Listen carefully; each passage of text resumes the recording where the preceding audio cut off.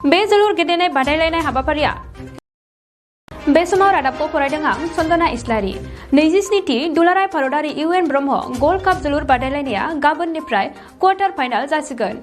सेथि खोलोबनि गेलेनाया दिनै जोबथा। दिनैनि जोबथा बादायलायनायाव बाहागो लायो कार्बि आंलंनिफ्राय लांहिन एफसि आरो बङाइगावनिफ्राय 11 स्टारनि गेजेराव। बे गेलेनाया खौसेथिनि नेरसोन। बे गेलेनायनि सामलाय आफादाव गोबां राजखान्थि आफादनि दैदेनगिरि बिथांमोनहा दैदेनगिरि महरै बाहागो लायो। बे जोलुर गेलेनाय बादायलायनाय हाबाफारिया 1994 मायथाइनिफ्रायनो जागायजेन्दोंमोन आरो बै समाव अल आसाम फुटबल एसोसिएशनआ बे हाबाफारिखौ आखायाव लादोंमोन। बे गेलेनायखौ जागायनायनि गाहाय थांखियानो जाबाय बयबो सुबुंफोरानो जेसेबांखि हानजा एबा दोलो थायाथों मानो गासैबो फारागथिखौ बावगारनानै आरो लोगोसेनो राजखान्थिनि फारसे साननायखौ दोनथ'नानै बयबो खौसेयै बे गेलेनायाव बाहागो लानाय आरो समाजाव बयबो खौसे गोरोबनानै रायजो जानांगौनि आब्रुथिखौ लाखिनाय। दानिया फैदो नं 37 धनश्री बिपिएफनि एमसिएलए प्रेस मोसाहारि बिथांमोनहा मा फोरमायो। 27थि नैबे इउएन फुटबल बादायलायनायनि बे हाबाफारियाव दिनैनि बे खेला जादों बङाइगाव 11 स्टार आरो कार्बि आंलं। गेलेनायनि गेजेरजों बिथांमोना मोननैबो दला गल होलायनो हायाखै, 0-0 जादों। दा आङो बेखौनो खावलायनो सानदों जे नैबे फुटबल बादायलायनाय कम्पिटिसननि गेजेरजों जोंनि बे ओनसोल आरो बे जोंनि बे उदालगुरि जिल्ला हिसाबै गोबां जोंनि लाइमोनफोरखौ मोनसे थुलुंगा होदों। मानोना जोंनि ओनसोलाव गोबां बेबायदि मोजां मोजां प्लेयार दङ, खिन्थु मोनसे खाबु मोनैनि थाखाय जेरैबायदि माने प्लेटफर्म मोननांगौ बेबायदि मोनाखै। नंखायनो आसा खालायदों दिनैनि बे इउएन बादायलायनायनि गेजेरजों ओनसोलनि गोबां माने लाइमोन माने सुबुंफ्रा नैबे फुटबल बादायलायनायनि गेजेरजों मोनसे थुलुंगा मोनगोन। आसा खालायदों जाहाथे बेबायदि हाबाफारिफ्रा बिनिख्रुइ साबसिन आरो हामनासिन जाथों। मानोना जोंनि बर'नि गेजेराव जे मोनसे खेला दुला मोनसे जोंनि समाजनि गेजेराव बे मोनसे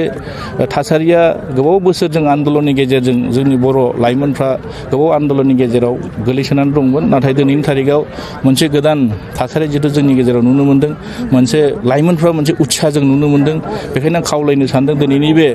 इउएन फुटबल बादायलायनायनि गेजेरजों बे ओनसोलनि गोबां लाइमोनफ्रा जाहाथे मोनसे थुलुंगानायनि गेजेरजों जाहाथे मोजां मोनसे हाबाफारिफ्रा आवगायलांनो हाथों। आरो आं बेखौनो खावलायनो सानबावदों जाहाथे नैबे इउएन फुटबल बादायलायनायनि जिहेतु मोनसे कमिटि दं, बे कमिटिनि गेजेरजों मोनसे बे हाबाफारिया जाहाथे मोजाङै जानानै थांफुंथों आरो इयुनाव बिनिख्रुइ साबसिन मोजाङै गोदान गोदान प्लेयार लाबोनानै बे हाबाफारिफोरखौ साबसिनै दैदेनलांनो हाथों। बिनि आंनि बे लकेल माने एमसिएलए हिसाबै आं बिथांमोननिसिम मोनसे खावलायनाय थाबाय। बे बादायलायनाय कमिटियाव इउपिपिएलबो दं, बिपिपिएलबो दं, गोबां राजखान्थि आफादबो दं, फरायसा आफादबो दं। बे बिथिङाव मोनसे बे खेलाया मोनसे राजनितिनि बाथ्रा गैया। मानोना खेलाजों जोङो साफ्रोमबो जड़ित जाना थानांगौ। मानोना राजनिति हान्जाया जाहाथे मोनसे गुबुन गुबुन मोनसे गावबागाव एजेन्डा लानानै मोनसे हाबाफारि लानानै आवगायलांनो हायो। दिनैनि थारिखआव बे कम्पिटिसनाव सोरबा इउपिपिएलबो थागोन, सोरबा बिपिबो थागोन, सोरबा बिजेपिबो थागोन। मानोना जोंनि गेजेराव मोनसे इउनिटि बे फुटबलनि गेजेरजों जों बेखौ फोरमायनो सानदों। बे राजनिति हान्जाफ्रा गावबागाव एजेन्डा लानानै जेरै आवगायलांनो हायो आरो आवगायलांबाय थायो। नंखायनो आं खावलायदों जाहाथे खेलाजों खुनु राजनिति लोब्बा थाया। बेखौ जों मोनसे फोरमान जेरै जोंनि गेजेराव जों नुनो मोन्दों आरो। इयुन लाइमोनफोरनि थाखाय मा खावलायगोन? आङो बेखौनो खावलायनो सानदों इयुन लाइमोनफोरा जाहाथे खेला दुलाल' नङा, जोंनि बर' समाजाव ओरैबायदि मोनसे गोलैसोनानै थाबाय। माने बे कभिड माने लकडाउननि गेजेरजों जेरैबायदि मोनसे माने जोंनि गेजेराव मोनसे जि मोनसे हाबाफारि लानानै जोंनि फरायनायनि बिथिङावनो जा बा जोंनि माने आबाद मावनायनि बिथिङावनो जा आरो जोंनि खेला दुलायावनो जा, जों मोनफ्रोमबो बिथिङाव जिहेतु बेनि गेजेरजों माने गोलैसोनानै दङ। आरो जोंनि जि साफा फिट जे रोंगौथि दं बे रोंगौथिफोरखौ जों बेरखांहोनो हायाखै। माने थासारिया खोब गाज्रिमोन, जिहेतु मोनसे मोजां थासारि फैदों। ओंखायनो आं खावलायदों जि सम मोन्दों बिनि गेजेराव जाहाथे जोंहा 2 बोसोर गेप जाबाय, बे 2 बोसोर गेप्सखौ जाहाथे जों मोजां मोनसे थासारिनि गेजेरजों समाजनि गेजेराव जे मोनसे मोजां खामानि मावनानै जाहाथे लाइमोनफ्रा गावनि बे बेसेन गोसा समखौ नस्थ' खालायालासेनो जि खामानि लानानै जि थांखि लानानै आवगायलांनो ओंखारदों बेबायदिखौ जाहाथे मोजाङै आवगायलाङो। बेखौनो लाइमोनफोरनिफ्राय खावलायनाय थाबाय। थ' बे समावहाय आङो गासिबो निउस पर्टेल नोंथांमोनखौ साबायखर बावदों। नंगौ नोंथां बुंनाय बायदिनो आथिखालाव नैबे उदालगुरिनि जि नलबारि प्लेग्राउन्ड बेवहाय 27थि Upendranath Brahma gold cup football tournament सोलिगासिनो दङ आरो दिनै जोबथा pre quarter final pre quarter game दिनै जागासिनो दङ। बेवहाय बङाइगाव 11 स्टार आरो कार्बि आंलं लांहिन तिनालि स्पर्ट्स एस'सिएशन बे मोननै गेजेरावहाय खेलाया जागासिनो दङ दासिम सेकेन्ड हाफ गेलेगासिनो दङ आरो रावबो गल सोथ'नो हायाखै दा बे समावहाय आं गासै फुटबल नायनो मोजां मोनग्रा आइ आफा रायजो राजा आरो गुबुन गुबुन राजखान्थि हान्जानि दैदेनगिरि गेदेमा बिथांमोनखौ आं बयखौबो खावलायो लोगोसे जाखांफुनाय गेलेनो मोजां मोनग्रा बिथांमोनखौ आं खावलायो नैबे जि 22थि Upendranath Brahma gold cup football tournament बेखौ नायफैनांगौ आरो बेवहाय जोङो गोबां थांखि लानानै बे खेलाखौ जिहेतु जों होनाय जादों दानिसो नोंथांमोना मिथिगौ गायसनगिरि आफादगिरि प्रदीप कुमार दैमारि बिथाङा बुंबाय बे खेलाखौ फाथिनायनि थांखि गाहाय थांखि माखासे दङ बिनि थांखियानो जाबाय बड'फानि जि मावलांनाय बर' माहारिखौ बुहुमाव गेरेमसा महरै गायसननाय जि थांखि लानानै बिथाङा सोमावसारदोंमोन आरो बिनिफ्राय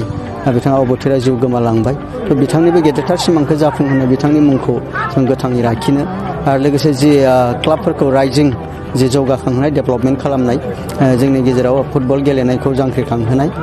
क्लाबफोरखौ डेभेलप खालामनानै बे मोनसे थांखि आरो बेजों लोगोसे गेलेनायनि गेजेरजों जोङो सुबुंनि गेजेराव मोनसे रंजानाय खराग होनानै जोङो खौसेथिखौ फोथांनानै लाखिनाय बर'ल' नंला गुबुन गुबुन माहारिफोरजोंबो जों खौसेथि फोथांनानै लाखिनाय आरो जोङो पिस इउनिटि डेभेलपमेन्ट बे मोनब्रैसो थांखिखौ लानानै गेदेमा प्रदीप कुमार दैमारि राकेश बर' आबौ रामेश्वर बर' बिथांमोना गायसनदोंमोन आरो दिनै फैयै फैयै जोङो गौरब जों जानांगोन जोङो देरगानानै लानांगोन मानोना बड'फानि मुङाव जोङो गिबिसिन खेला होनानै दिनै 28 बोसोराव आगान होबाय थांनाय बोसोरावहाय कभिडनि थाखाय खेलाया जायाखिसै बेखाय दिनै 27 दं नङाबाथ' गासै 28थि खेला जासिगौमोन जियानो जाया मानो आं गोग्गानाय मोनदों एबार जोङो नैबे गोलाव जुजिनानै जोंनि थामोनथा सिनायथि रैखाथिनि थाखाय जि बड'फानि सानथौ सानस्रि बेखौनो जोङो जुजिनानै एबार बिटिआर एकर्ड खालामनानै नैबे समावहाय नैबे समावहाय जोंनि गेजेराव गोजोन फैबाय आरो बे समावहाय जोङो अदालगुरियावहाय खुनु राजखान्थि दोलो सायख'वालासे जोङो जयै एबार बे खेलाखौ फाथिदों आरो बुंनांगोन दिनै जों मख'नांगोन थांनाय समफोरावहाय बेवहाय दुलाराय बर' फरायसा आफादा बेबायदि मैखोमै बाहागो लायाखैमोन एबार अदालगुरि दुलाराय बर' फरायसा आफादा चिफ एडभाइजार हिसाबै बोसोनगिरि लामा दिन्थिगिरि हिसाबै थानानै आरो अदालगुरि डिस्ट्रिक्ट स्पर्ट्स एस'सिएसन बिनिफ्राय गासै रायजो राजाखौ लानानै दल संगठन सायख'वा जासे एबार खेलाखौ फाथिदों खोब ग्रोम ग्रोम जादों दाख्लि जि 6 तारिखआव बेखेवनाय हाबाफारि लाबाय आरो जोङो दिनै जोबथा जितु फार्स्ट राउन्ड बियो दिनै जोब्बाय बेनि उनाव गाबोननिफ्राय जोंहा क्वार्टार फाइनाल जागायगोन सेमि फाइनाल जागोन बेनि उनाव बेबायदिनो फाइनाल जों खालामगोन जोङो 17 तारिखआव जुदिअ तारिखखौ सिडुल खालामखादोंमोन नाथाय बिटिसि सरकारनि जि एसेम्बलि थाबाय 17 तारिखआव बेखाय जोङो बेखौ जोङो सोलायनानै 19 तारिखआव जों लांनायनि बाथ्रा सानदों 19 नभेम्बराव जोङो फाथिनो सानदों दासिम प्रग्रामखौ जोङो दिहुनथ'वाखै प्रग्रामा साननैसोनि उनावनो गाबोन समफोरनो ओंखारसिगोन बेनिफ्राय बेयाव मानाव गेदेर बिटिआरनि चिफ प्रमद बर' बिथांखौ जों गाहाय आलासि महरै लेंहरनानै मानाव गेदेर उजित ब्रह्म बिथांखौ जोङो बड'फानि मुसुखा बिबार गावजेनगिरि हिसाबै जोङो लेंहरनो सानदों आरो बेबायदिनो जोंहा बिटिआरनि एमएलए फोरनि गेजेराव लिडार लरेन्स इस्लारि बिथांखौ जोङो बिदिनो प्राइज रिसिपसन सेरेमनियाव चिफ गेस्ट हिसाबै जोङो थिनो सानदों जोंनि प्रग्रामाव आरो बेबायदि आरो गासैबो जोंनि बिटिसिनि एमएलए एमसिएलए इएम बिथांमोनखौबो जों लेंहरगोन आरो गुबुन गुबुन माहारिनि दैदेनगिरि बिथांमोनखौबो जोङो लेंहरगोन बेबायदि जोङो गाजा गोमजायै जोङो खेलाखौ फोजोबनो सानदों आरो बेनिफ्राय जों जितु सिडुल खालामखानाय 17 तारिख जे फाइनाल जों थि खालामनानै लादोंमोन जायखौ जों 19 तारिखआव लांनांबाय बै 17 तारिख जोङो वमेन्स जोङो बेयाव फुटबल डेमनस्ट्रेसन हिसाबै जों होनो नागिरदों आरो बेखौ जोङो अदालगुरिनिफ्रायनो जोङो अदालगुरिनि टिम जोङो नागिरनानै खेलाखौ होनो सानदों थ' आं बेखायनो जोबनायाव खावलायबाय आइ आफा रायजो राजा बिदा फंबाय हारि माहारि दैदेनगिरि गासैबो ज' ज' नायफैनांगौ रंजानांगौ आरो जोंनि इयुन जोलैफोरखौ लामा दिन्थिलांनांगौ दिनै ब्रैथि सान जाबाय बे 27थि Bodofa all India gold cup football tournament जानाया आरो गाबोननिफ्राय क्वार्टार फाइनाल जासिगोन बे सानब्रैयाव आं नुबाय मोजां खेल जादों गेलेनाया मोजां जादों मैयाबो बे वेस्ट बेंगलनिफ्राय टिम बिनि हेंथायै गसाइगाव ग्लबेल काप बिथांमोना गेलेदोंमोन बेबायदिनो थांनाय साननैयावबो आरो दिनैबो कार्बि आंलंनि लांहिन एफसि आरो बे बङाइगावनि चिरां एफसि गेलेगासिनो दङ मोजां रोखोमैनो जादों आरो बेनिफ्राय रायजो राजानिफ्रायबो मोजां रोखोमनि बेबायदि रेसपन्सखौ जोङो मोननो हादों आरो बे हिसाबै आं मिजिंथिदों बे टुर्नामेन्टआ जदिव कर'ना भाइरासनि थाखाय बेबायदि रेस्ट्रिक्सन दंब्लाबो नाथाय मानसिफ्रा गोबां रोखोमनि हेफाजाब खालामदों आरो